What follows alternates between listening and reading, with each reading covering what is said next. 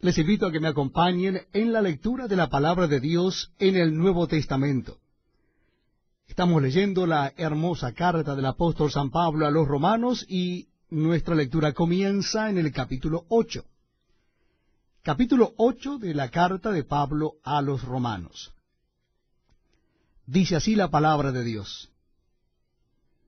Ahora pues, ninguna condenación hay para los que están en Cristo Jesús, los que no andan conforme a la carne, sino conforme al Espíritu.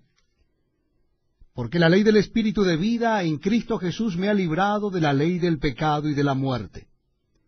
Porque lo que era imposible para la ley, por cuanto era débil por la carne, Dios, enviando a su Hijo en semejanza de carne de pecado, y a causa del pecado, condenó al pecado en la carne, para que la justicia de la ley se cumpliese en nosotros, que no andamos conforme a la carne, sino conforme al Espíritu. Porque los que son de la carne piensan en las cosas de la carne, pero los que son del Espíritu en las cosas del Espíritu. Porque el ocuparse de la carne es muerte, pero el ocuparse del Espíritu es vida y paz. Por cuanto los designios de la carne son enemistad contra Dios, porque no se sujetan a la ley de Dios, ni tampoco pueden. Y los que viven según la carne no pueden agradar a Dios. Mas vosotros no vivís según la carne, sino según el Espíritu, si es que el Espíritu de Dios mora en vosotros. Y si alguno no tiene el Espíritu de Cristo, no es de él. Pero si Cristo está en vosotros, el cuerpo en verdad está muerto a causa del pecado, mas el Espíritu vive a causa de la justicia. Y si el Espíritu de aquel que levantó de los muertos a Jesús mora en vosotros, el que levantó de los muertos a Cristo Jesús vivificará también vuestros cuerpos mortales por su Espíritu que mora en vosotros. Así que, hermanos, deudores somos no a la carne, para que vivamos conforme a la carne, porque si vivís conforme a la carne, moriréis. Mas si por el Espíritu hacéis morir las obras de la carne, viviréis. Porque todos los que son guiados por el Espíritu de Dios, estos son hijos de Dios. Pues no habéis recibido el espíritu de esclavitud para estar otra vez en temor, sino que habéis recibido el espíritu de adopción, por el cual clamamos, Abba Padre. El Espíritu mismo da testimonio a nuestro espíritu de que somos hijos de Dios. Y si hijos, también herederos, herederos de Dios y coherederos con Cristo, si es que padecemos juntamente con Él, para que juntamente con Él seamos glorificados. Pues tengo por cierto que las aflicciones del tiempo presente no son comparables con la gloria venidera que en nosotros ha de manifestarse. Porque el anhelo ardiente de la creación es el aguardar la manifestación de los hijos de Dios. Porque la creación fue sujetada a vanidad, no por su propia voluntad, sino por causa del que la sujetó en esperanza. Porque también la creación misma será libertada de la esclavitud de corrupción a la libertad gloriosa de los hijos de Dios.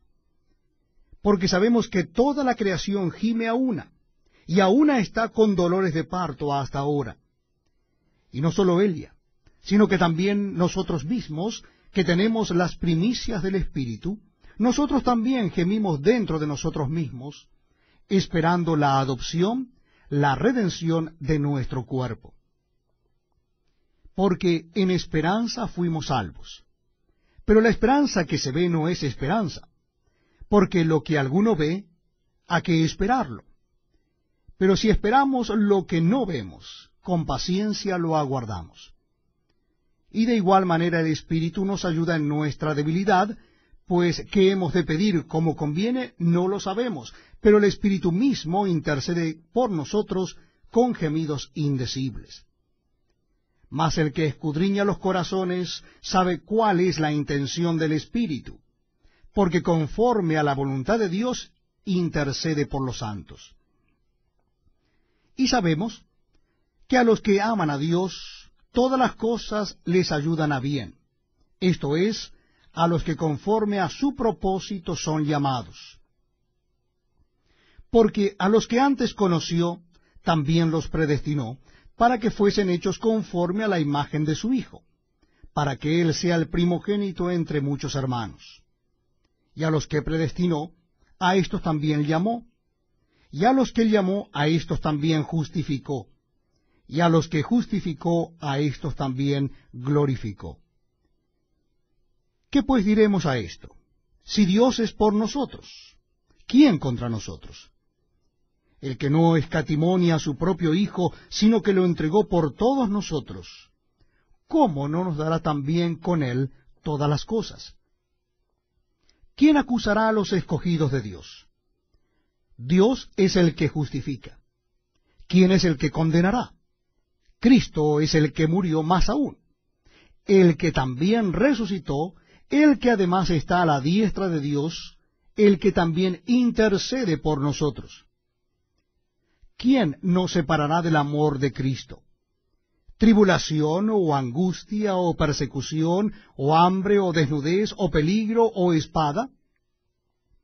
Como está escrito, por causa de ti somos muertos todo el tiempo, somos contados como ovejas de matadero. Antes, en todas estas cosas somos más que vencedores por medio de aquel que nos amó. Por lo cual estoy seguro de que ni la muerte, ni la vida, ni ángeles, ni principados, ni potestades, ni lo presente, ni lo porvenir, ni lo alto, ni lo profundo, ni ninguna otra cosa creada nos podrá separar del amor de Dios que es en Cristo Jesús, Señor nuestro.